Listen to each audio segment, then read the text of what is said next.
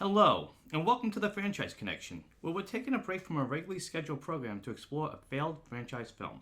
I'm Matt Fisher. I'm Matt Sparrow. And today we're reviewing the lost origin of Vlad III, aka Vlad the Impaler, aka the Son of the Dragon, aka Dracula with Dracula Untold. Spoilers ahead for the whole film. Dracula Untold tells the story of Prince Vlad III, Luke Evans, who as a child was taken from his home and drafted into the Ottoman Empire's army. Despite becoming the greatest and deadliest warrior, Vlad hated the man he turned into and wanted to return home where he could forget his violent past.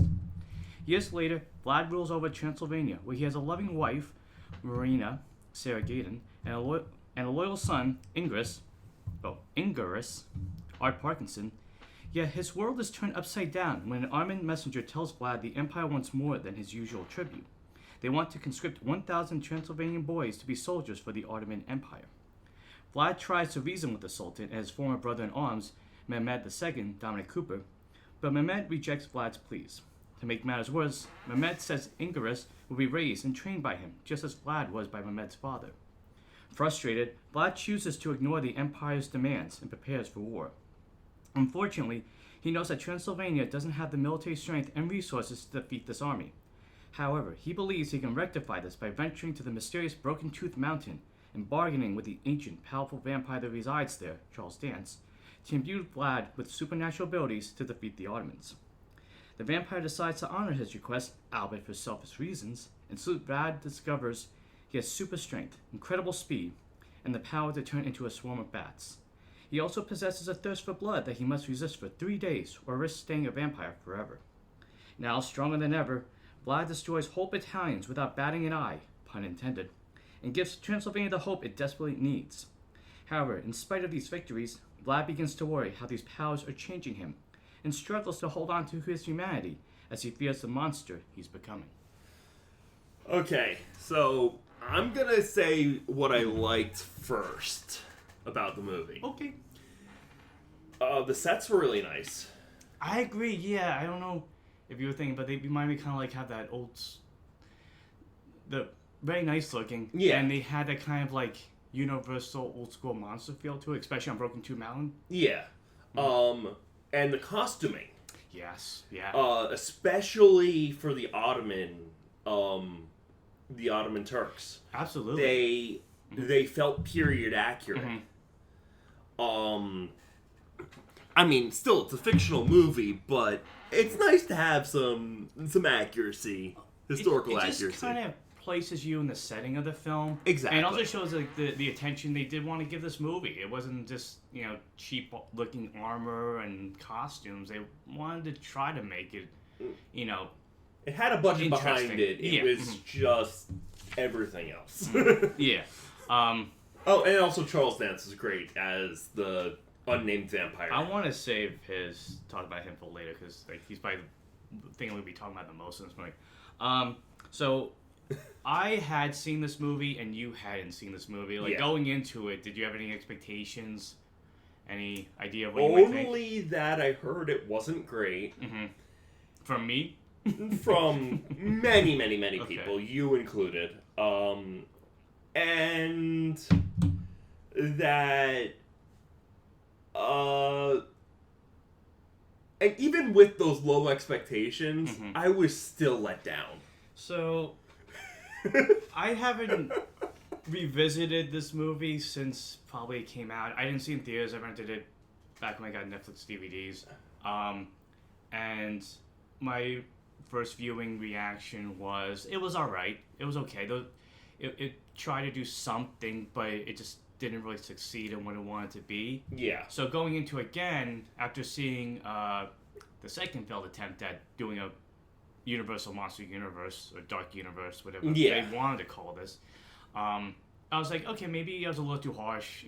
Maybe it'll be better. I mean, it's not an... I don't think it's an awful movie. No, I'm not saying it's awful. It's a... and I honestly think the second attempt is technically a worse movie.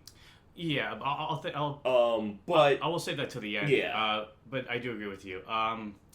But what I was saying was, going into this again, I was like, okay, maybe I was a little too critical of it. Maybe it was a little better. And when the movie started, I'm like, okay, this isn't too bad. There's some thought behind it. Yeah. They're trying to do character development between him, his wife, and the son. Trying to build up Vlad as this ruler who's really trying to put his past behind him, trying to hold the peace as long as he can until, like, he can't anymore. And in a weird way, it was like him, like, changing from becoming the monster he used to be to the monster he is now. And the question also, is he a monster? But that first maybe 20, 25 minutes, I was like, okay, this is fine. And then, like, once he starts fighting the Ottomans and... Once he has powers that he immediately has control over. Yeah, and, that was a problem with me. Yeah. And not only that, it basically makes every fight have zero tension to it whatsoever. Okay, I do agree with you. So, it's almost like Vlad was...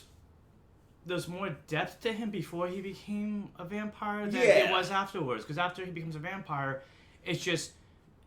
him trying to avoid drinking blood and him just using his power. That's pretty much it. And then you get moments where, like, you have some small moments of character development. Like, I did like the scene, it was toward the end, where he's praying and you're like, oh, he still has a sense of faith, but there's really not much to go on there. Yeah. But what you were saying about the vampire powers, I absolutely agree. I wonder if the script was longer, or the original cut was longer, we would have got more of him adjusting and learning. Because, it happened so immediate. So, he goes to... They call him the Master Vampire. I'm just going to call him the Ancient Vampire. Okay. I don't consider him I guess he is a Master, but whatever. The Unknown Vampire. He's unnamed. Coming soon to the Dark Universe. But after... So he gets the power.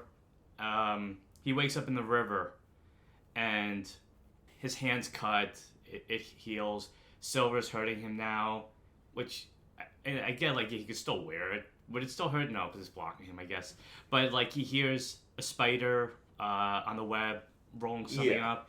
He sees the animals in his predator-like vision, and he could run fast. He could turn to bats.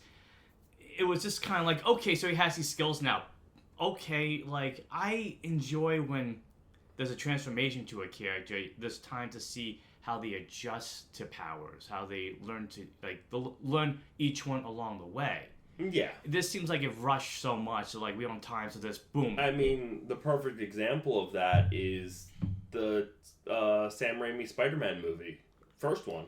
Mm-hmm. When he first gets his powers, he's failing miserably. It's not even, like, is you succeeding or failing. It's just that, like, Peter learns, I can climb, I can jump, I can swing I can swing. But there's a learning curve. Yeah, like when he goes to the wrestling match. So you see him starting to get a handle on his powers instead of just immediately knowing the powers. Exactly. And this version of, we'll call him Vlad, I guess. You want to call him Vlad or Dracula? I mean, Dracula's fine. This version of Dracula just kind of like, I have this power.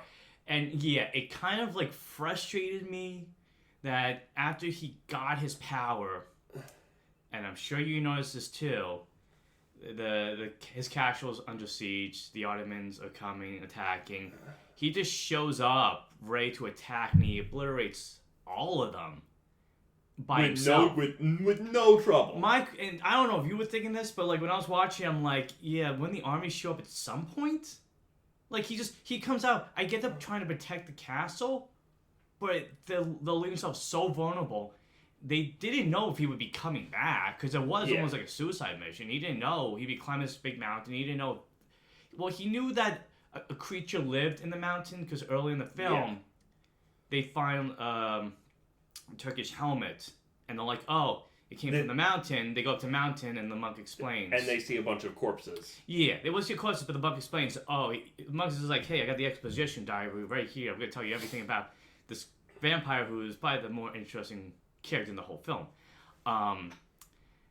But I don't know, do you think that? Because, like, I'm watching him, like, okay, I guess he has powers, he's fighting, and then he does. He just kind of goes in like a bowling ball down a bowling lane. He just knocks them all out. And I do give credit. There was a cool scene where you're seeing the fight being rotated on the reflection of a sword that he then picks up. That was cool. That was probably my favorite individual scene in the entire movie. I just wish the action wasn't edited so rapidly a little bit, because there was good action there that I wish we could have seen a little bit more. But yeah, I don't know. Were you thinking that when the casual in the seats, like, wait, when some of his soldiers be fighting? I know he doesn't have a big army, but I was like, why is nobody here? Why is it just him? Because he did tell them to stay inside, but if they're under attack, wouldn't like some of them be like shooting arrows or flaming arrows or something? You'd think. Because I've had in my notes, I'm like, after like he takes out the whole army, I wrote down like, oh, so now they show up. it's like almost like, well, we wanted to help, but you look like you had it handled. I think it was a case of he did it so quickly. Maybe. Okay. That by the time they got ready, it was already over. Okay. I mean, that's the best reasoning I could think of. Yeah. But still, you'll kind of like, your initial thinking when you see it happen, it's like, where are his other soldiers? You know? Yeah. And I also laughed because I'm like, they said you have control over creatures. Yeah. The only creatures he has control of the whole movie are bats. Yeah. I wanted to see him like, use a wolf or something at some point. Same here. Some sort of, nocturnal creature too. Spiders. There's plenty of spiders, which you kept laughing until closed my eyes when they popped up. But I did laugh because in my head, because of what we do in the showers, when you turn to bats, I'm like, he's doing it wrong. When you turn the bats, you're supposed to say bats and then fly away. You know? You don't just turn into a bat. They proved that. Lasso made that, that's his a rule. de facto rule. Yeah. The transformation of Dracula is, like I said, I enjoyed spending time with him early on in the film.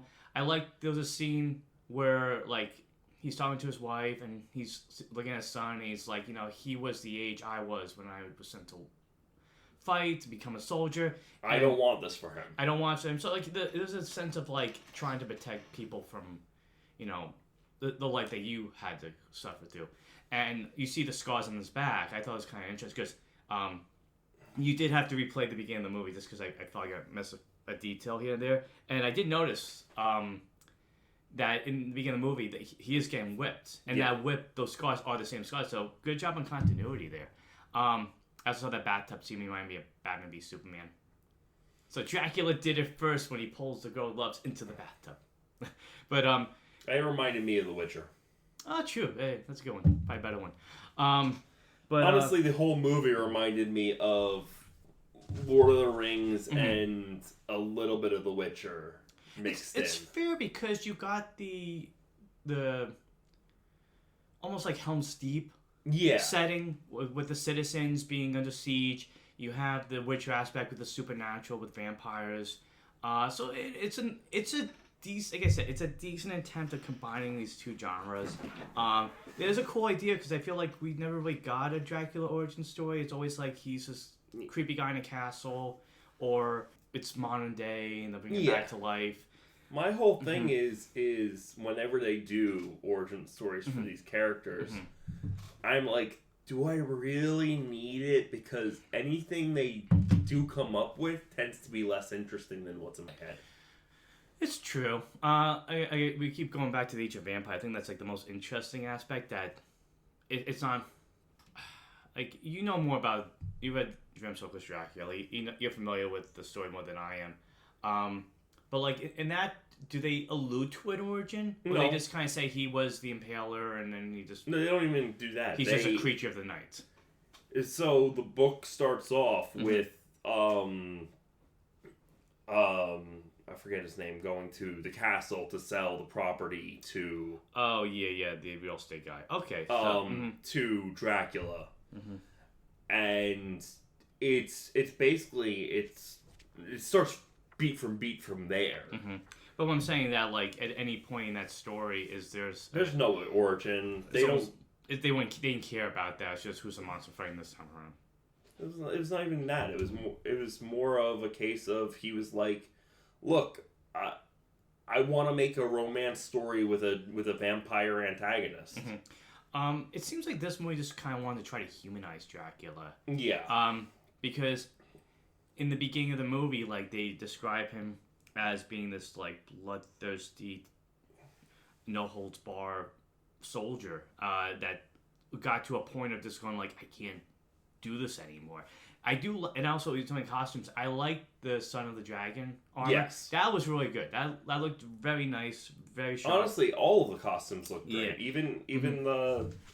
Even when he was just in his royal garb. Oh yeah. I did think it was funny though.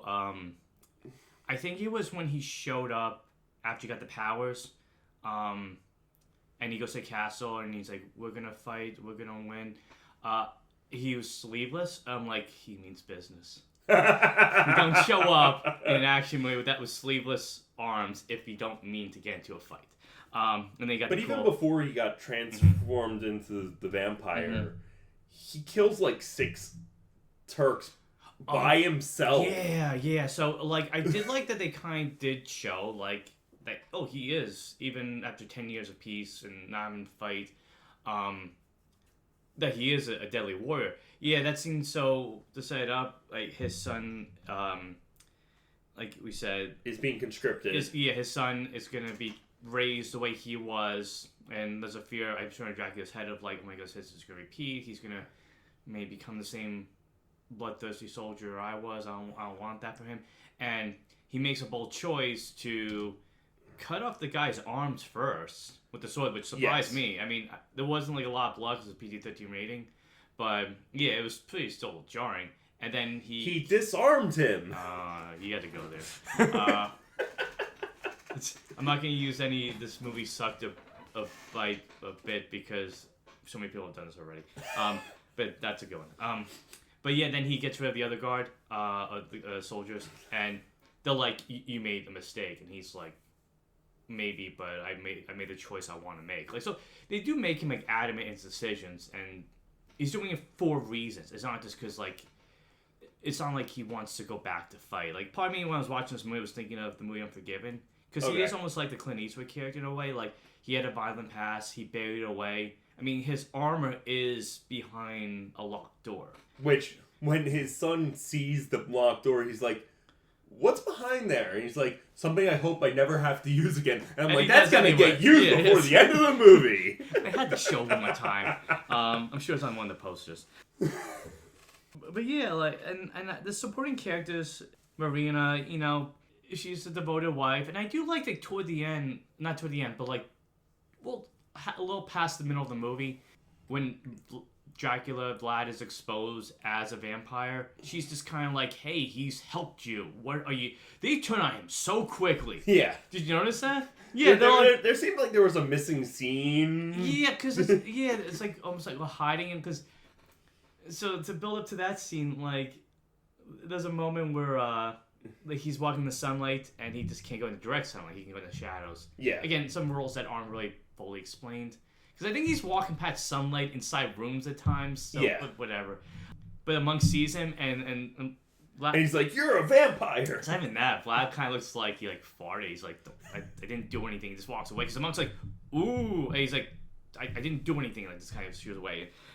It's stuff like that feels like certain things, because it is 90 minutes, pretty more or less. 97 minutes. Yeah, and it feels like some stuff is very rushed. So moments like that feel rushed. Moments with him getting the powers feel rushed. It feels like it's trying to get to the big next CGI action scene. So I guess that's maybe why I like to begin the movie a little bit more, is just because you got those quieter character moments that built up. Like, yes. And you did get a sense of like how much he cared for his wife, he cared for his son. And I mentioned Marina, like, you know, she essentially is the reason why he becomes the way he is, but for pure reasons, I guess you could say. Because she falls, and, like... She's dying, and she's like, I don't want your decision to mean nothing. I don't want my death to mean nothing. If you have to become this monster to save our son and protect our people, just do it. And so Vlad does it for selfless reasons. Yes. And I do like that, and no point is he ever... You see, like, the monsters start to form, in him. Like, you see, like, a really scary-looking vampire that you never get enough of. And I don't know if that was budget or editing, but it's like a better version of what kind of Morbius looked like. Yeah. Or at least a toned-down version. So you do see, like, him with the fangs at times and trying to, stop him feeding. But I don't know. What do you think about the side characters? They were serviceable. I mean, maybe the best side character was the antagonist. Oh, Dominic Cooper's. Yeah. He was a very much just trolling villain. He's just kind of like, he. I want more soldiers, he. Pretty much. But, I mean, there wasn't much to work with in the film, and he was making the best of... No. I like, Cooper was great in the Preacher series. Every time he comes to a role, he always seems to try to do the best he can with what he has. Yeah. I did like the sense of kind of like, when Vlad goes to... I'm going to just say Vlad and Dracula interchangeably. It's just... You'll know what I mean. And he talks to Mehmed about kind of like, don't do this, and he's like willing to, volunteer himself for service. I did like how he's kind of like, they were bantering and going, oh, hey, yo, friend. It's like, yeah, I don't want you to do this. He's like, well, I'm doing it anyway. So kind of, you do see that a rift grew. Yeah. And it's almost like, had Vlad not gone away, would things have been different with the relationship. But yeah, it was very much kind of like a threat to his family, pretty much. Yeah. But yeah, it was just, like, as I said, they serviced the story as bare bones as the story was. Yeah, I mean, I guess there's a lot of creative freedom in this movie to be like, well, what would Dracula be like? Why would he become a vampire? And there's some nice little like touches to other aspects of the Dracula legend. Yeah. There's a Renfield character that pops up whenever it needs to. Yeah. Did you notice that? I noticed that. Yeah, because I was like, he's like, oh. I was like, was that supposed to be Renfield? Yeah. I'm like, isn't he like a couple hundred years too early? Yeah, because he's kind of like, after he turns, like, he just automatically knows, hey, you're a vampire. He goes, hey, drink this cup of blood. No, and then he shows up, because I was like, oh, he was there, giving him the goblet of blood. Dracula and the Goblet of Blood. That's what the movie should be called. And then he shows up at the end to save him after his self-sacrifice, which we'll get into the whole ending. Yeah. But that, and also, like, I don't know, I wouldn't say it's a Van Helsing stand-in, but the monk showing up with the cross and like waving it around toward the end, it had that Van Helsing-ishness to it. So, I have a theory where the series would have gone if it had been successful. Well, save that to the end. That'd be more interesting to talk. It's interesting because, like, I wrote in my write of, like, he's becoming a monster. You see him become a monster. Yeah. But it just feels like you never see enough of the monster. Right. I don't know if you noticed that. Like, he like I said, he knocks out the whole battalion in the first big action scene. Second action scene, when they're into the words, he shows up again. But you never see him, like, really struggling. Like, the most you see is he sees the vein on his wife's neck, and he's like, I can't do this. Yeah, and then like he has a necklace with a silver ring on it that's killing him, and also, it's just like I would like to see more of like, oh, like he seems like he's becoming a monster. Like the vampire in the cave has more of a monstrous look to him. I know they're way older than he is, but even in the shadows, it's like, oh, he looks like a creature of the night, and Dracula just looks like Luke Evans for the most part with vampire. Pretty much. So, going back to Mehmed, he has the dumbest line in the entire movie. Remind me. Who is it? If you can't see, you can't fear. Okay, so to set it up, for whatever reason, that's not clear at all. They know they're facing a supernatural threat. They see him turn the bats, and Mehmed has a great idea of blindfolding his entire army to fight Dracula. And this is like the second big last action. It's the third action. It's the last action scene. Okay. Not that last one. It's the third one, right? It's the big one where he's in the town. Okay. Oh, it's right before the wife dies. Yeah. And so you see the army walking blindfolded. He goes, if you can follow my voice, you can fight. And Dracula proceeds to, like, knocked them all out anyway. So I was like, I was laughing when I saw that because I'm like, I've forgotten that. It's just so stupid looking. It's a bad strategy, and it doesn't do anything. Like, I guess the idea was that like it's trying to so you're not afraid, but you still can't see. I'm surprised nobody. They're not Daredevil. I'm surprised nobody was knocked over when they're going with that scene. Because there's a moment where, as the army's showing up and the blindfolded, Dracula goes up to this bell tower, whatever. And he sees all these bats, and he's like, "Oh, I can use this to fight." I don't know if you were thinking of this, but this movie reminded me way more of like what Stephen Sommers' Mummy movies were like. That they were trying to be adventurous, a little humorous at times, dark. And this movie reminded me of that because when he has a bat and he's turning into a giant hand, it reminded me of the scene from the Mummy with the mummy's face in the sand. Okay. It's like, I felt like they had to borrow it reminded me of Saruman summoning the winds to make them go through the mines of Moria. Yeah, but I feel like with mine, it's like you literally see something being created out of some sort of natural element, and this one's the same way. I mean, it's fair to say it, but so when I saw that and the bats were attacking them, all I could think about was one of my favorite lines from The Simpsons. The blindfolds, they do nothing. And because they didn't. Because if you look in the background, the soldiers are swinging like crazy because they can't see anything. So Mehmet's not the best strategist. I mean, arguably, it was a great distraction. It was because listen, they did still win. They still captured the sun. They captured the sun. Yeah, they captured the sun, and they killed the wife. Yeah. So in the end, like his army did win, but it was just kind of like a ridiculous strategy that didn't make any sense. Why not just give them like armor that kind of blocks the whole face, but gives them like enough of a vision to see? I mean, they look rich enough to. I know that won't budget. It wouldn't have worked. Yeah, but so you need not be able to see, to not be able to feel. So, and that's a good thing. Like the action, it's dumb. I have a thought too about his armor, Mehmet's armor toward the end of the film.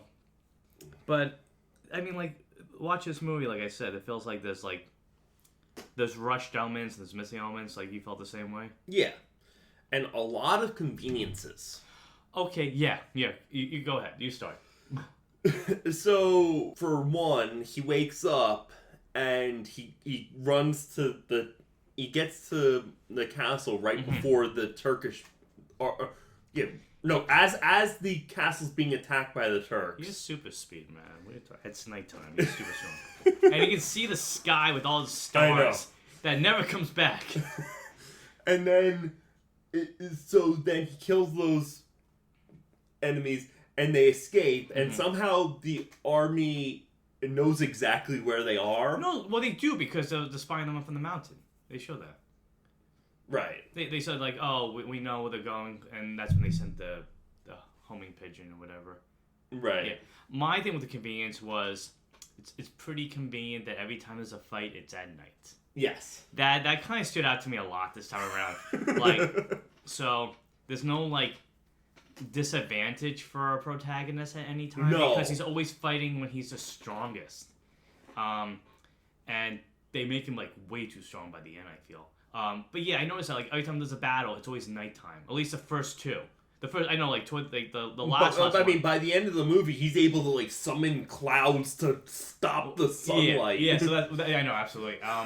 But yeah, I was just like, wow, so, yeah, way to keep, I guess the battle's not as interesting, and there's no, like...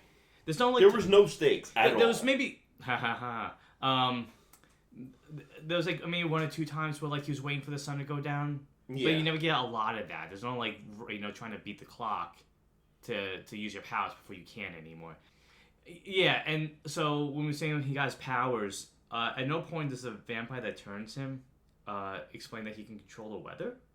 Because he can't. By the end, he's Thor. I know. There's dark clouds, there's lightning around him. I'm like... And he's, like, made an army of vampires. That was my other thing, too. Like, okay, so toward the end of the movie, after... they've been hiding out in this monastery. The Ottomans attack. Most of his people are either killed or most of them were killed. Yeah. There's a few that remain, and he just goes, "I'm gonna turn you all. I'm gonna make you a vampire army." Which cool idea. I feel like the idea was cool, but the fact that like he knew how to turn them seems like something that he would learn from something.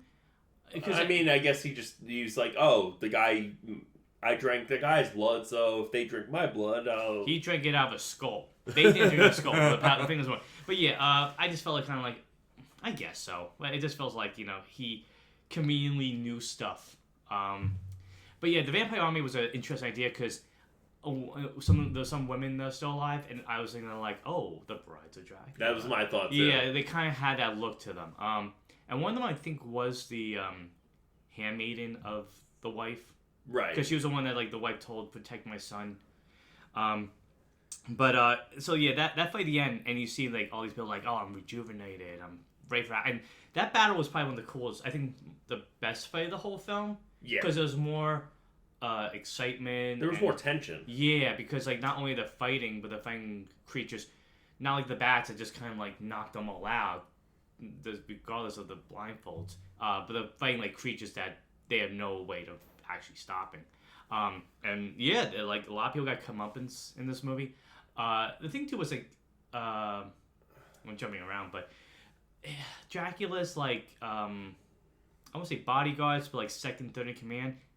They kind of look the same. Because at one point I thought one died and was the other guy. So they kind of looked a little like, I got a little like confused at times.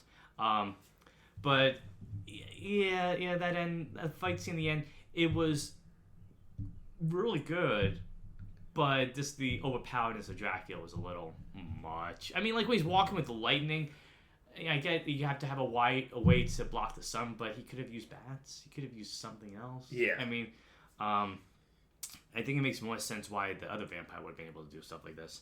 But yeah, and then so toward the end where he's fighting Mehmed, and he realizes his weakness. Oh, he has silver, it's going to blind you. He has coins, they're going to hurt you. Also, when did Mehmed find out about his weakness? And that he was a vampire? The monk told him. The monk that sold Dracula out. I want to mention that too. Yeah. So, I don't know. I guess it just... At no point does... at no point is like, oh, he's a vampire. No. He's this legend. How do we stop him? Yeah, maybe there's a missing scene there, but that seems like, a pretty big plot. This seems like a plot hole. Yeah. I called it the Scrooge McDuck UFC arena. Yes. Because he's fighting in a pit of coins. And so my thing was, Mehmed should have been wearing a silver suit of armor instead of gold.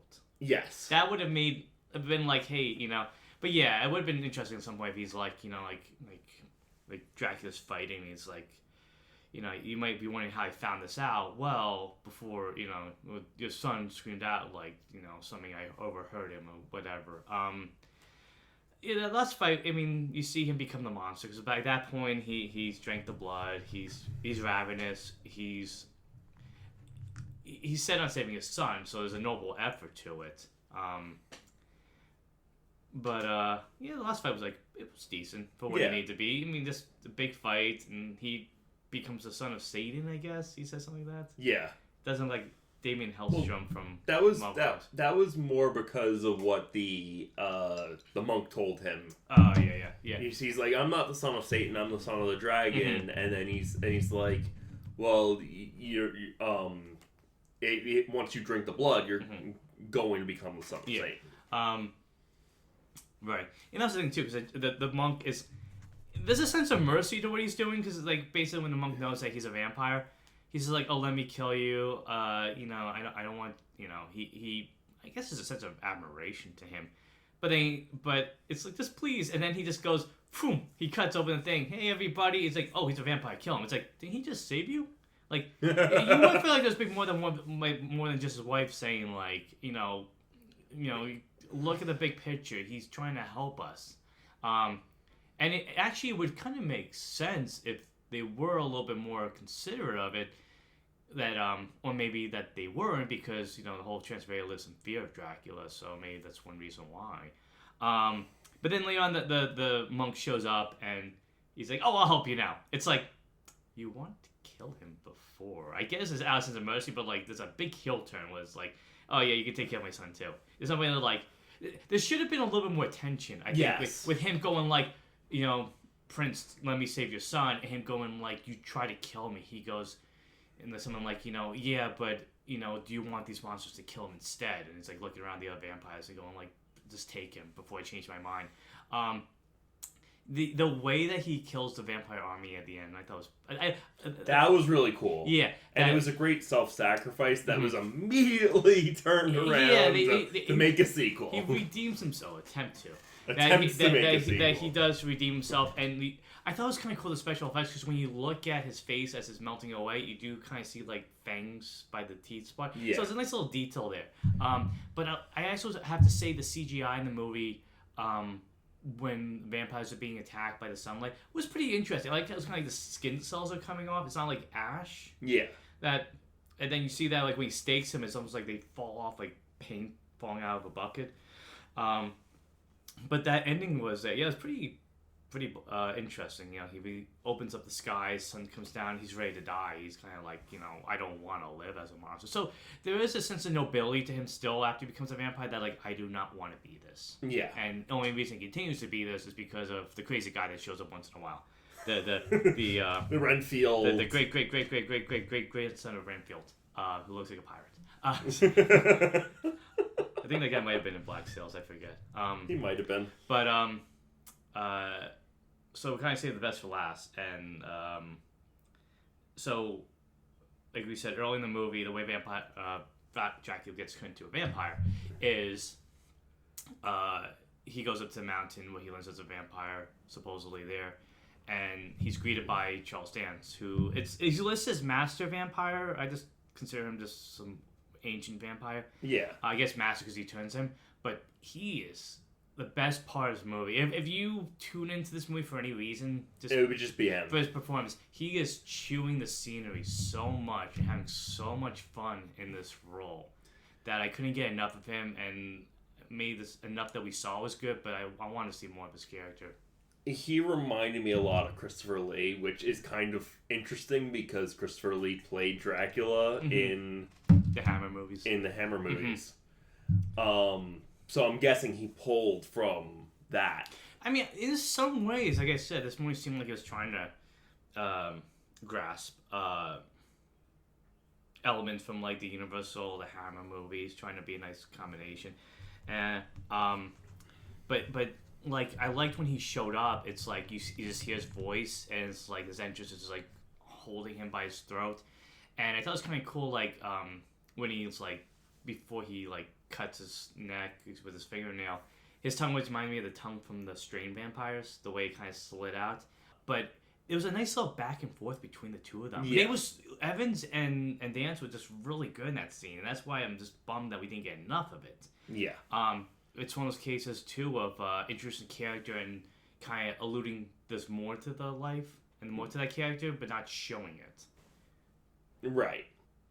So I wonder if we'd gotten a sequel, we would have gotten more of his character. More of his history, or more of his... Well, both. Because like, most we got of his history was the exposition from the journals saying, like, they explained like who this guy was, that he was a vampire. He wanted power, made dark deals, and encountered a demon, but he was stuck there. He got a more life, but he could never leave. But I'm saying if we'd gotten a sequel, we would have gotten more of his character and maybe some more of his backstory and his motivations. And who he was. Right. They never say who he is. And even from this wardrobe, we have no idea of like where in the world he came from. Especially with that, the right before the credits thing, with him following Luke Evans. Yeah, I'll set that up later. There was a nice kind of like I said, the interaction between the two of them was like really good. Where like Evans is trying to plead with him, like, you have powers I need.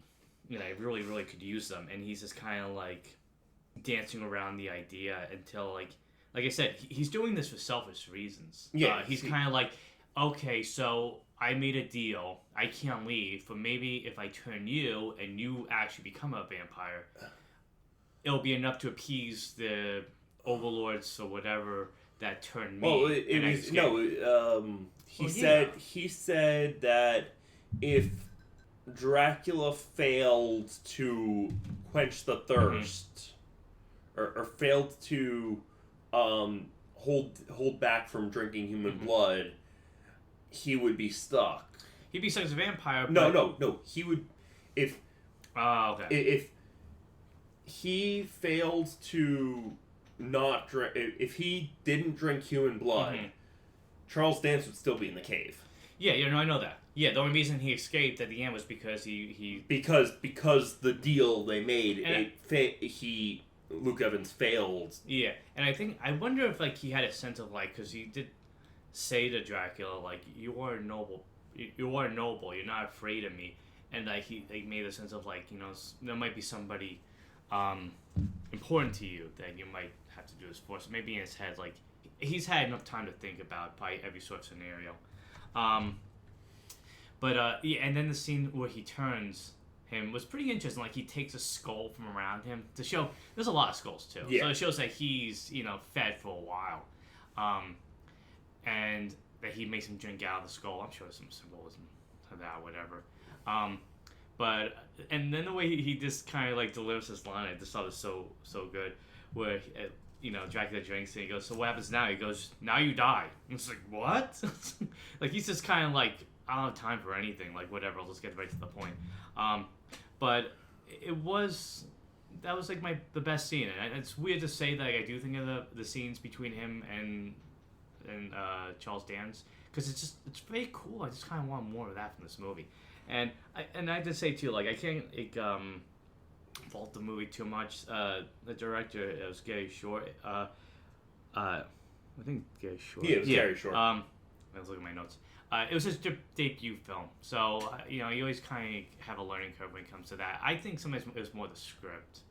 Yeah, I think it was the script and Universal being like, well, hey, Marvel's doing a good job. We need to do this too. We need to do this, and we need you to do it in under 30 minutes. I mean, 90 minutes. Or under an hour. Under an hour. Within an hour and a half. Within an hour and a half, an hour 40 minutes. Can't be longer than that. And as a result, a lot of stuff probably got cut on the cutting room floor. I think there's a lot of like character moments. Like, sometimes it's more focused on, we need that big action moment, the big fight scene. Yeah. And it's less about what kind of leads to the fight scene. Just get to the fight scene. So I think we talked about most of the movie, right? Right. Yeah. Because I talked about like that aspect.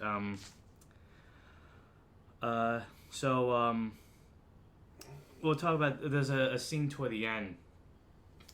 Like we said, so Dracula does sacrifice himself. He's ready to die. Yes. He saved his kingdom. His son's now prince. And his son has a little speech at the end about how nobody's going to ever know that Dracula was a hero. He was a noble warrior.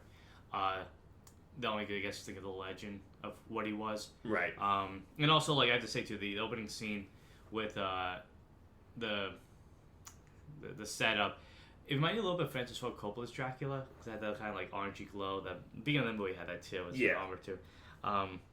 Just want to throw that in there.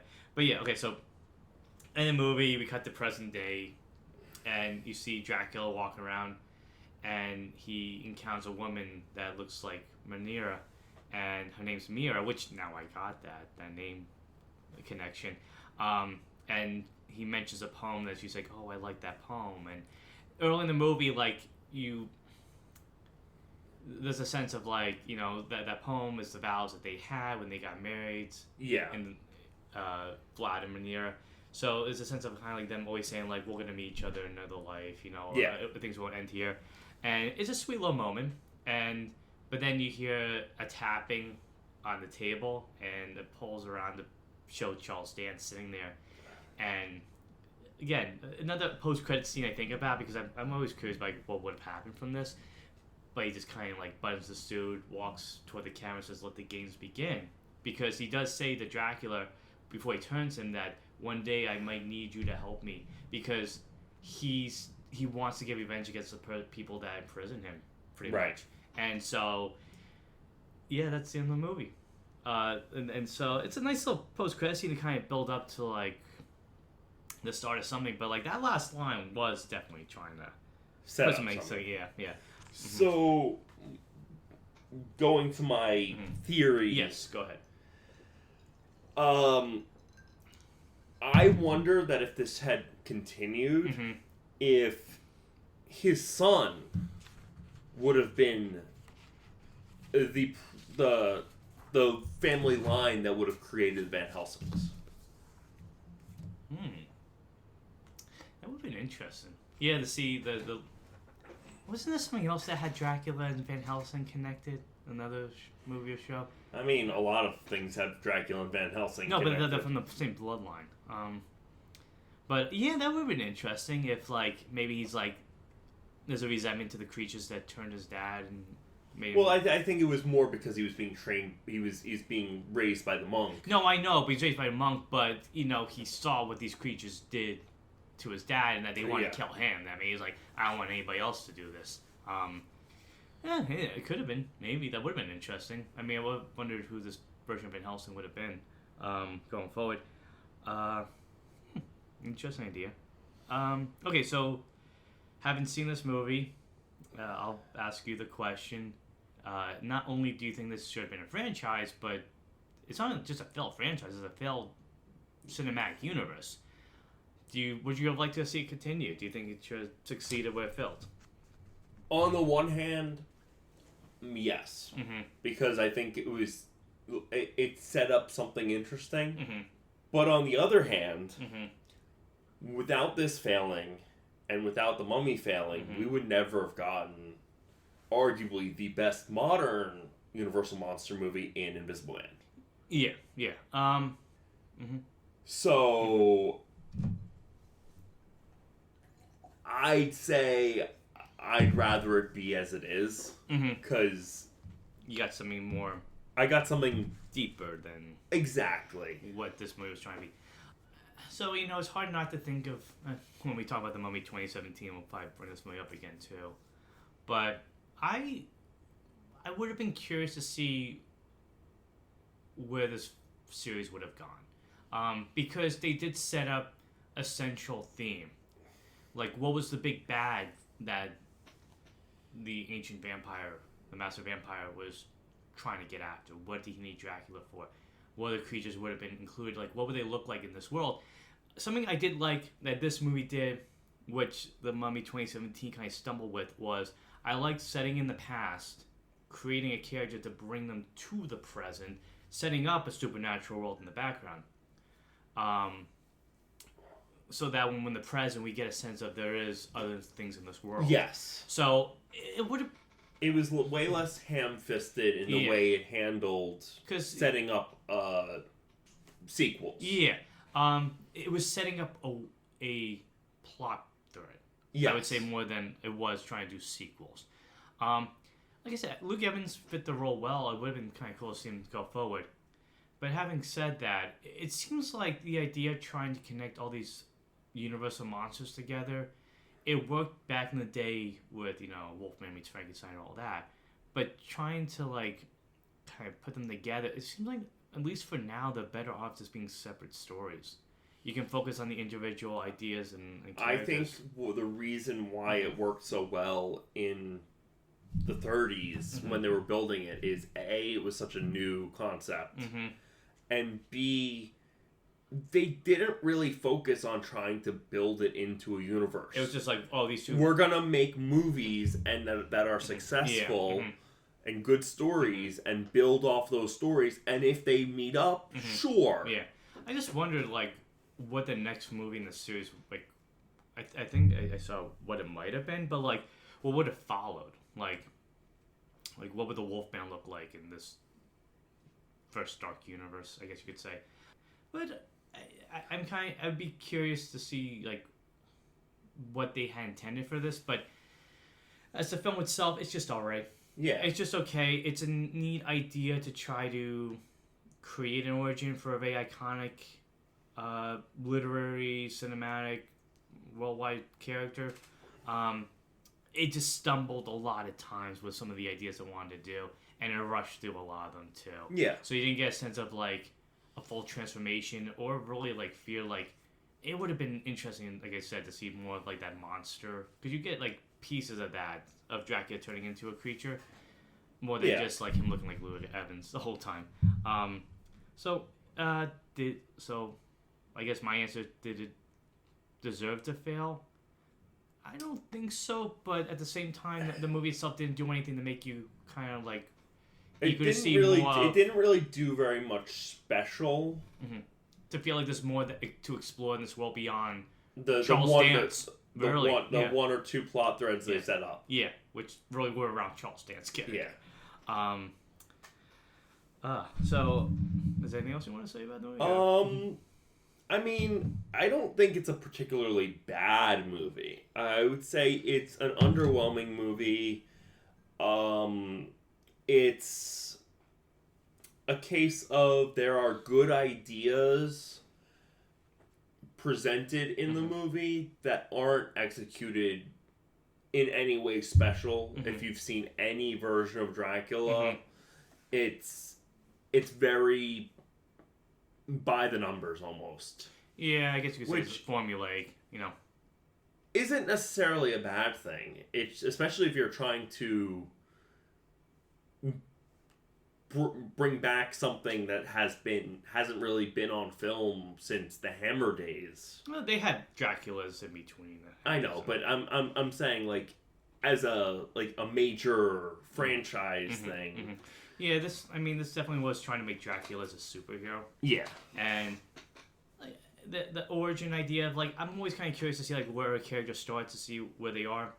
But it scratched the surface a little, but it's like never enough. Exactly. Yeah. And it was a sometimes run-of-the-mill action Hollywood blockbuster type movie.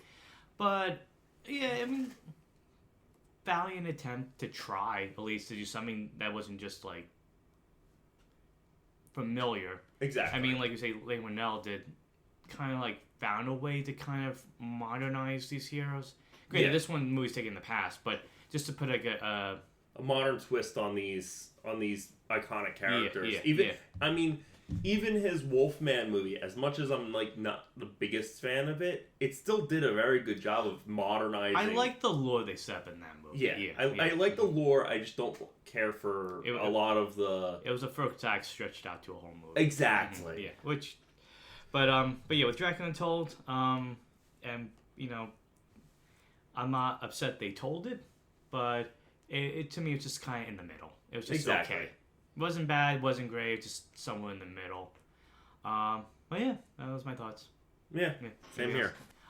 So I thought this would be fun that when we did John Carter, you got some facts about the movie. Right. So I thought, okay, I'll pick 5 of the facts to share with you too, from IMDb. Okay.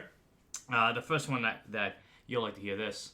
You didn't read any of this, right? I didn't read any of it. Okay. Let's do this. It's easier to see. In an early draft of the film, Charles Dance's master vampire was planned to be revealed as Roman Emperor Caligula. This was dropped with the intention of revealing it in a sequel if the film became part of the Universal Dark Universe shared universe. It's a lot of universes in one sense. That would have been interesting. I always thought that idea was kind of... It makes sense. Yeah. It makes sense. Especially time period wise and... Time period wise, or just like... The story of Caligula, like, oh yeah, I could kind of see that. Yeah. And it kind of like, what would Caligula look like in the modern world? That'd be kind of like creepy to see.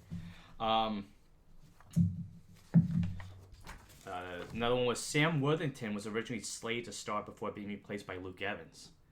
I kind of like Evans a little bit more. Okay. I think, well, I don't know. How do you feel? Do you think Sam Worthington would have been any better? I mean, again, it's a script. It's all what an actor does with a script. Personally, I feel like Luke Evans kind of... Sam Worthington's like very like buff and big. I like seeing like more of a, I guess you know, not as big of a Dracula. Yeah, he looks like he could be like just like a prince or whatever.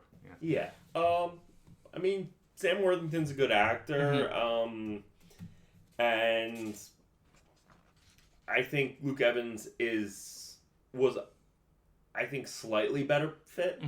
Even though I like Sam Worthington as an actor. Yeah, I think he fit with the material a little bit better than Evans. You'll be surprised to hear this. Surpassed Dracula in 1992 as the highest grossing Dracula movie worldwide. However, Bram Stoker's Dracula remains the highest grossing domestically. So it was a big, I guess, hit, so to speak, just not the hit they wanted. Okay. Yeah, I don't know. I thought that was interesting. I'm guessing it's a case of the budget was still too much for the... Domestically, at least. I just find it interesting that it did as well as it did worldwide. Yeah. That has nothing to do with Dracula, but I thought it was interesting. Both Charles Dance and Dominic Cooper have portrayed James Bond creator Ian Fleming. Okay, I mean, that's... Why, because they're British? I mean, they're British, but... You don't seem impressed by that. No, it's a case of...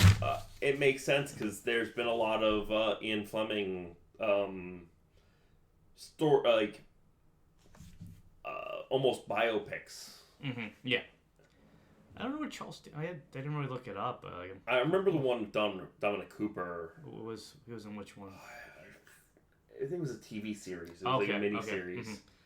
Mm-hmm. This movie was in production before Universal decided to build a cinematic universe. The producers caught wind of it just in time to independently add a present-day epilogue that Universal could use if they wanted to. But it was ultimately decided that Dracula Untold 2014 would not be the first entry in the Universal Monsters Cinematic Universe, which I'm pretty sure that wasn't the name that they wanted. Just IMDb's, whatever. Yeah. Trivia you want to do. So does that make sense to you? Like watching this film, like it didn't seem like it was setting out. It seemed like it was setting out to tell a Dracula story, maybe over a bunch of films, but not like a Universal monster. Yeah, I could definitely see that. Mm-hmm. Okay.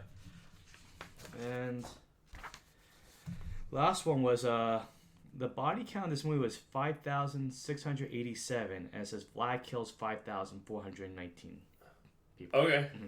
So, I mean, it makes sense when you see him wipe out. He wiped out 1,000 troops in one scene. It's like 7 troops in another scene. Yeah, it makes sense. Okay.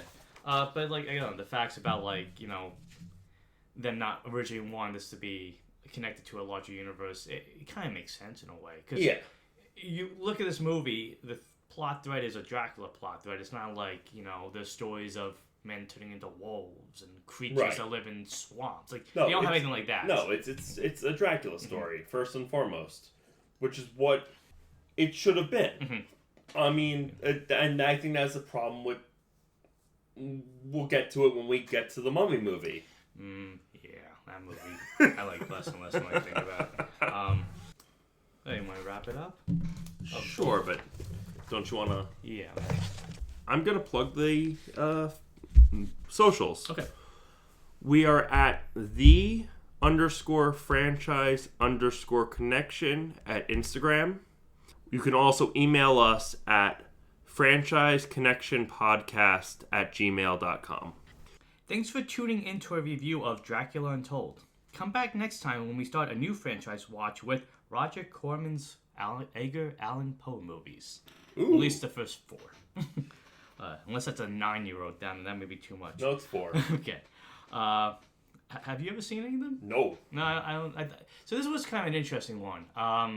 Because when we were thinking of franchises, we're kind of like looking at like a series of movies, and so we didn't want to just do Star Wars, Harry Potter, familiar ones. So this was an interesting one we came up with, and it'd be kind of fun. I mean, I always admire Roger Corman a lot. He's one of the best pioneers of independent filmmaking and creative filmmaking in Hollywood ever. So I'm kind of interested to see like what his Poe movies are like, and especially listen, you get to see Vincent Price in anything. He always he's always fun. He was like that kind of actor you always like look forward to seeing in a movie back in the day. That should be interesting. Yeah, I don't know and we should have a lot to talk about. Yeah, them. I don't know the first I'll one. I'll find them. No, I don't know what the first one in it is. I have the list. Okay, all right. So I guess till the Raven shows up. Yeah. Okay. Well, until franchise fatigue sets in, I'm Matt Fisher. I'm Matt Sparrow. For the Franchise Connection. Bye. Bye.